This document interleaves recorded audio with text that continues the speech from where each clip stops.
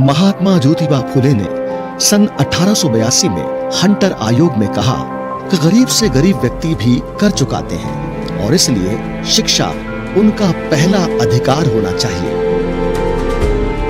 गांव की परिधि के बाहर खानाबदोश जनजातियों को हजारों वर्षों से समाज के लिए विभिन्न भूमिकाएं निभाते हुए देखा गया है। वडार उन्हीं में से एक है। प्राचीन भारत की धरोहर, हमारे मंदिर हो या फिर हमारे इतिहास और पुरखों के शौर्य के प्रतीक हमारे किले, सभी को बनाने में वडार जनजाति का अमूल्य योगदान रहा है। कौन है ये वडार? अपनी बुद्धि और शक्ति के बल पर 1 टन का पत्थर उठाने की हिम्मत रखने वाले और बिना सीमेंट के सैकड़ों साल तक चलने वाली इमारत को गढ़ने वाले हैं ये वडार। ये अपने आप को सम्राट अशोक के वंशज मानते हैं। वे कड़ी धूप में भी हथौड़े चलाते रहते हैं और पत्थरों से निकलने वाली धूप में लगातार काम करते रहते हैं। शक्ति के उपासक हैं और पत्थरों पे काम कर भगवान बनाने की कला इनके हाथों में बसती है। भारतीय संविधान के शिल्पकार भारत रत्न डॉक्टर बाबा साहेब भीमराव अंबेडकर ने इन भटकते लोगों के उत्थान के लिए कानून बनाया। संविधान की धारा 46 में अनुसूचित जाति, अनुसूचित जनजाति और अन्य कमजोर वर्गों के शैक्षणिक और आर्थिक हित का पूरा ध्यान रख इन्हें सुरक्षित किया गया है।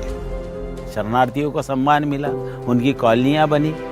उस तरह से हमारे वडर समाज की कॉलोनियां नहीं बनी, क्योंकि वो कूड़ा कचरा समझ रही सिस्टम और उनको सम्मान नहीं दे रही है। मेरी सरकार से ऐसी दरखास्त है और हमारे सिस्टम से भी दरखास्त है कि तुम अपने भाई बहनों को जैसा प्यार करते हो उसी तरह से हमारे वडर भाई झिंगा भोई, मसन जोगी, नाथ जोगी, ये सब लोगों का अपने प्यार करना चाहिए, गले लगाना चाहिए। वो भी इंसान है। वैसे तो वडार समाज पूरे देश में फैला हुआ है, लेकिन मूल रूप से ये उड़ीसा और आंध्र प्रदेश के निवासी हैं। आंध्र प्रदेश, तमिलनाडु, महाराष्ट्र और कर्नाटक में ये बड़ी संख्या में रहते हैं। प्रत्येक क्षेत्र में भाषा के अंतर के कारण इस समुदाय के अलग अलग नाम हैं। महाराष्ट्र में उन्हें वडार या वद्दार कहा जाता है। महाराष्ट्र में खानाबदोशों के लिए सरकार की कई योजनाओं के बावजूद वडार समुदाय अभी भी लाभों से वंचित है। हम लोगों को ना गवर्नमेंट स्कीम से कोई घरकुल मिलता है अभी तक, सिर्फ हमें वोटिंग के लिए इस्तेमाल किया जाता है। क्या हम लोग इंसान नहीं है क्या हम भारत देश के रहवासी नहीं है? क्या हम लोगों को सुविधा मिलनी नहीं चाहिए? लेकिन ऐसा गवर्नमेंट हम पे क्यों अत्याचार करता है सरकार हम पे कि हमें रहने के लिए घर नहीं है, अच्छी शिक्षा नहीं है। देश के अन्य 10 राज्य जैसे कर्नाटक, आंध्र, सिक्किम, मध्य प्रदेश, हरियाणा, पंजाब, दिल्ली, उत्तर प्रदेश, बिहार और उत्तराखंड में वडार समुदाय को अनुसूचित जाति का दर्जा दिया जा चुका है। महाराष्ट्र में अभी भी यह घुमंतू समाज माना जाता है। धुले जिले में 25, नंदुरबार जिले में 32 और जलगांव जिले में 51,000 की जनसंख्या रखने वाली वडार समाज की आबादी महाराष्ट्र में करीबन 55 लाख की है।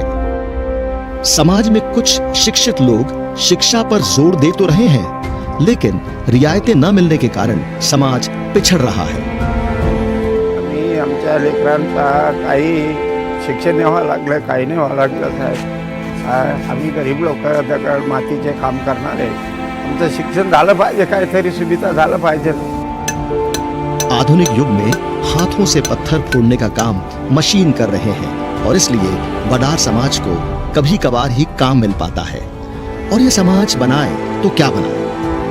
गरीब लोग क्या करेंगे, क्या कमाएंगे? पत्थर फोड़ते, खाएंगे, पत्थर बनाते, वो भी काम बंद हो गया। अभी हमारा खदान बंद कर दिया हमारा पत्थर फोड़ने का। इस विभीषिका के कारण मजबूरी में वडार समाज आज शमशान घाटों पर गड्ढे खोदते हुए नजर आता है। कईयों के पास तो भीख मांगने के अलावा और कोई उपाय ही नहीं बचा है। महाराष्ट्र में वडार विमुक्त जाति यानी एंटी नोमैडिक ट्राइब में शामिल है। अगर वडार समाज को अन्य राज्यों की तरह SC, ST का दर्जा मिल जाता है तो शिक्षा की प्रगति में तेजी लाई जा सकती है, ऐसा अनुमानित है।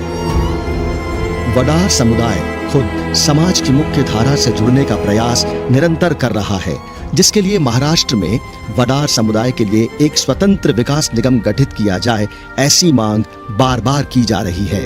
हमारी ऐतिहासिक धरोहर के निर्माण में अहम भूमिका निभाने वाले वडार समाज के पुनर्निर्माण की आज आवश्यकता है, जिसके लिए संगठित प्रयासों की जरूरत है, ताकि यह समाज भी अपने कला गुणों और क्षमताओं के साथ मुख्य प्रवाह में आकर देश की विकास यात्रा में अपना योगदान दे सके, ठीक उसी तरह जिस तरह इतिहास में दिया था।